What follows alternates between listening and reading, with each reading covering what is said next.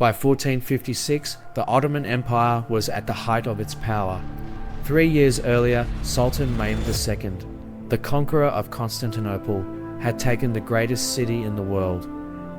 With Byzantium destroyed, the Ottomans now dominated the eastern Mediterranean. But Mehmed wasn't finished. His next goal was clear: Belgrade, the gateway to Central Europe. The year is 1456. Hungary versus the Ottoman Empire. The siege that saved Europe begins. Belgrade was no ordinary fortress. Sitting at the meeting point of the Danube and Sava rivers, it was Hungary's most important stronghold. Whoever held it could control the river routes and block invasions into the heart of Europe. If Belgrade fell, Hungary would be wide open, and Vienna itself would be the next target. All of Christendom hung in the balance. Mehmed marched north with a massive army, by some accounts over 60,000 strong. His siege train included the same giant cannons that had smashed Constantinople's walls, weapons designed to make even the strongest fortress crumble. Inside Belgrade were perhaps 7,000 defenders holding out desperately. On paper, the city's fall was inevitable. But Hungary had one man the Ottomans feared: John Hunyadi. A veteran commander, Hunyadi had fought the Turks for decades and knew their tactics inside and out. Though Hungary was fractured by politics and short on resources, Hunyadi rallied an army of volunteers, peasants and mercenaries. Alongside him came Franciscan Friar John of Capistrano, who inspired thousands of commoners to join the fight in a holy crusade. As the siege began, Ottoman cannons thundered day and night, pounding the walls to rubble. Mehmed's troops launched wave after wave of assaults, scaling ladders and tunneling beneath the fortress. The defenders fought ferociously, but they were exhausted, and each day the walls grew weaker. The city seemed doomed. But Hunyadi had a plan. Instead of waiting to be crushed, he prepared a counterstrike.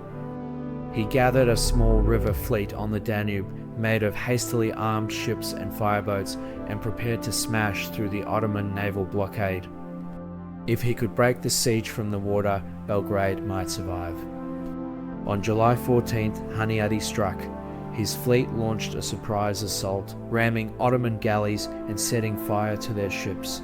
In brutal hand-to-hand combat, the Hungarians seized control of the river. Supplies and reinforcements surged into Belgrade, and for the first time in weeks, the defenders had hope. Mehmed responded with fury. He ordered a massive assault on July 21st, determined to end the siege. Thousands of Janissaries stormed the walls, forcing the defenders back into the inner fortress. For hours, it seemed the city would finally fall. Then Hunyadi unleashed his final gamble. That night, Hungarian forces poured out of the fortress in a surprise counterattack. They stormed the Ottoman camps, setting fire to tents, destroying siege weapons, and cutting down soldiers in the chaos. The Janissaries, already bloodied from days of fighting, collapsed under the sudden assault. Panic spread through the Ottoman ranks. The mighty Ottoman army, victorious at Constantinople, was in disarray. Mehmed himself was wounded in the fighting and barely escaped. Facing heavy losses and a broken siege, he ordered a retreat. The battle was over. Hungary had won. But this wasn't just a victory, it was a turning point in history. The siege of Belgrade halted the Ottoman advance into Central Europe for nearly 70 years. The dream of a quick march to Vienna was shattered. Europe, reeling from the fall of Constantinople, finally had hope that the Ottomans could be stopped. For John Hunyadi, it was his greatest triumph. Yet fate was cruel. Only weeks after the victory, he died of plague, never living to see the long, lasting impact of his defense. Still, his legacy endured. The bells of Europe rang in celebration, and the Pope declared July 22nd a day of thanksgiving, a tradition that survives in some Catholic churches to this day. But could the Ottomans have won? Some historians argue that if Mehmed had continued the siege and waited for hunger and disease to weaken the defenders, Belgrade would have fallen. Others believe that if the Janissaries had not been caught off guard by the night assault, they could have broken into the fortress.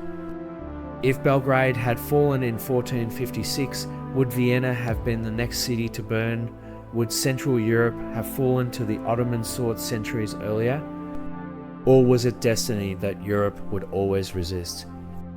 The siege of Belgrade proved one thing: walls, courage, and strategy could stand against even the most powerful empire of the age. Like and subscribe for more historical breakdowns.